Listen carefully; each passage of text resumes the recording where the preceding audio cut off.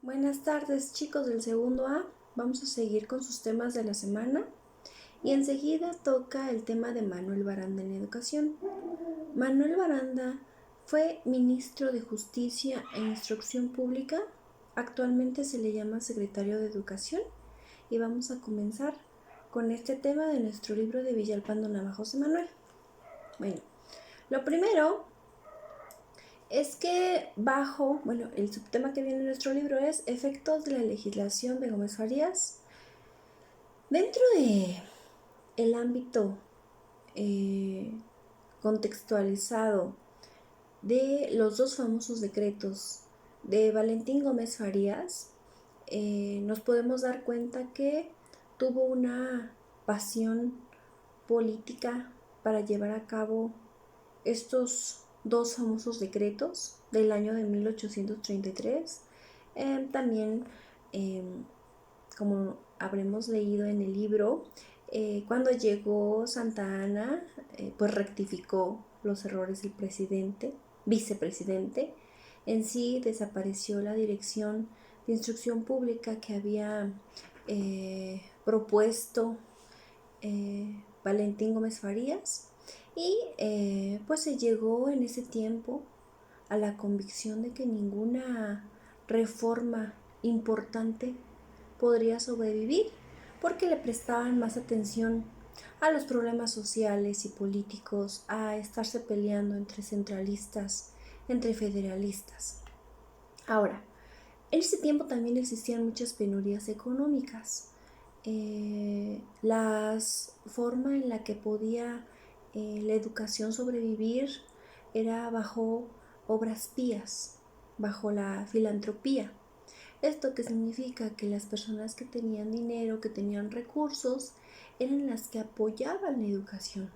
Entonces, lo único que se reconocía era la sombra de las escuelas lancasterianas y ya, no había algo importante, un plan de estudios que tuviera una buena estructura para poder implementarla dentro de un México independiente. Ahora, seguía existiendo lo que es, les decía yo, la lucha entre los centralistas, entre los federalistas, y esto acarreó repercusión dentro de un país devastado. Entonces, bueno, aquí surge un personaje muy importante del que estamos hablando, que fue Manuel Baranda. Bueno, él fue el personaje más importante de su época por lo que hizo por la educación. Ahorita les voy a decir qué fue lo que hizo. Pero bueno, vamos a decir un poquito de su biografía. Él pues nació en Guanajuato en 1798. Fue de familia pobre, con mucho trabajo aprendió a leer, a escribir. Obtuvo una beca porque era un estudiante sobresaliente en el colegio de San Ildefonso y logró terminar su carrera en Derecho. Fue nombrado por el presidente Valentín Canalizo en el año de 1843 como su ministro de Justicia e Instrucción Pública. Bueno, en estos años, en 1884, él realizó o presentó una memoria al presidente Valentín Canalizo. ¿Y qué decía esta memoria? Una memoria es un escrito.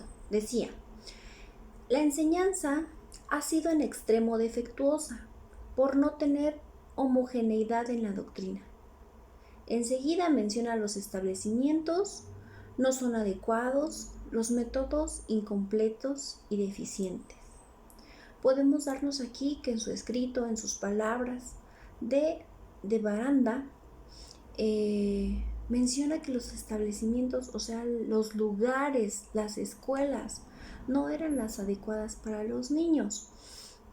Y también, pues que no había un buen método, no había un plan de estudios realmente que unificara todas las instituciones escolares, desde primaria, desde secundaria, desde bachillerato. Entonces no había solidez en la educación. Ahora, él recibió, por medio de esta memoria, muchas críticas que no eran del agrado de los liberales, ya que su descendencia de él era conservadora. Entonces, aunque dijera él cosas buenas o propusiera cosas buenas, siempre iba a ser criticado por el partido opositor. Ahora, surge un hecho trágico dentro de nuestro México porque México tuvo una guerra con los Estados Unidos y no sé si ustedes lo relacionen con Antonio López de Santa Anna. México tuvo una invasión en ese tiempo donde perdió más de la mitad del territorio. Entonces, muchos dicen, yo he leído que Santa Anna le vendió a Estados Unidos este territorio, pero también, bueno, hay versiones. Dicen que a punta de pistola en la cabeza le dijeron a Santa Anna, o nos das la mitad del territorio o te matamos, así. Y entonces pues a Santa Anna no le quedó de otra que ceder y firmar el papel donde se cedía más de la mitad del territorio mexicano. Bueno, son dos versiones, yo se las comparto, pero bueno, en este tiempo se les reconocía a los norteamericanos su superioridad en el aspecto económico, político, social, educativo, se le admiraba. No estamos muy lejos actualmente, se les sigue admirando. Pero imagínense, en ese tiempo más, si estábamos más amolados que ahora. Bueno, seguimos. ¿Cuál fue su proyecto de Manuel Baranda o por qué se le reconoce? Para comenzar, hubo como un censo donde se llevó a cabo en el año de 1851 cuántas instituciones educativas había solamente en México. En el Estado de México, en la Ciudad de México, para que no se vayan a confundir.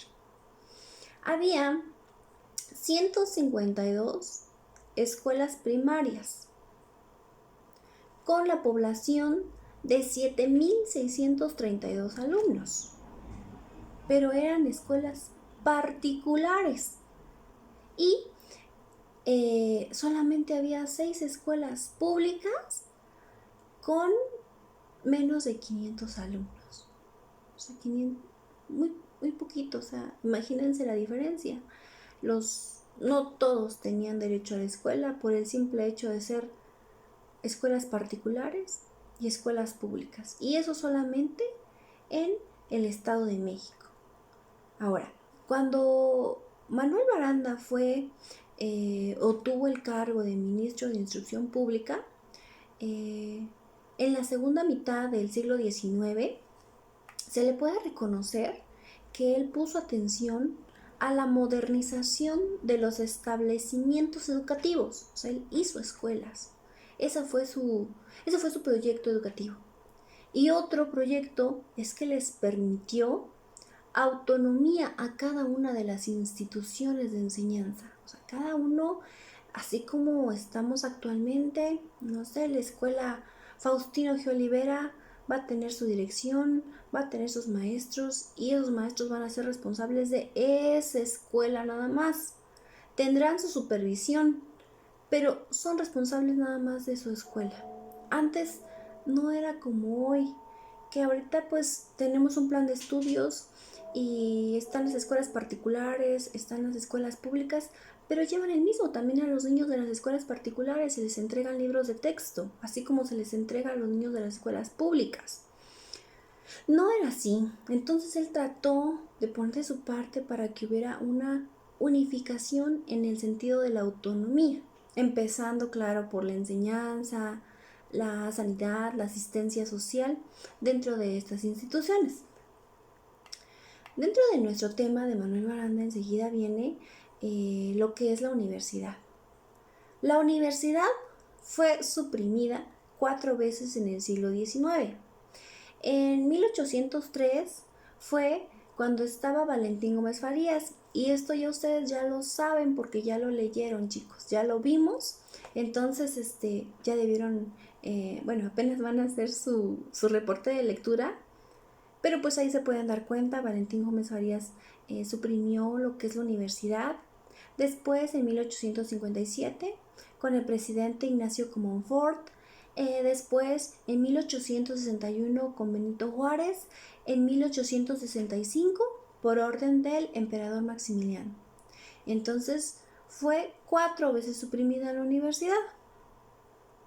Ya en 1910, bajo el gobierno del presidente Porfirio Díaz Mori, él tuvo igual un ministro de Justicia e Instrucción Pública que fue muy emblemático para nuestro México, que fue Justo Sierra. Él reabrió las puertas de la Universidad Nacional de México. Entonces, esto fue un legado porfirista. De ahí, en 1920, el licenciado José Vasconcelos le dio su escudo y también le otorgó la autonomía a la universidad. Y en 1945, su ley orgánica, su estatuto, y lo trasladaron a la ciudad universitaria. Actualmente es la UNAM. Al otorgarle la autonomía, significa darle libertad a ella, a la universidad, a esa institución educativa, para tomar sus propias decisiones. Por ejemplo, ellos nombran, bueno, el ejemplo aquí sería la UAPJO, eligen a su rector, el Estado no se los impone, es libre. Igual eligen a sus directores, a todos sus directivos, coordinadores. No va el Estado y te dice vas a poner a esta persona. No, es la libertad de tomar tus decisiones como institución educativa. Y su ley orgánica es como si fuera su constitución. Tiene sus reglas, tiene sus artículos. Entonces les dieron la libertad para poder gobernarse ellos mismos y pues su autonomía en el año de 1945, cuando ya fue su ley orgánica. Entonces, chicos, pues hasta aquí termina el tema de Manuel Baranda, de la guerra contra los Estados Unidos y la universidad.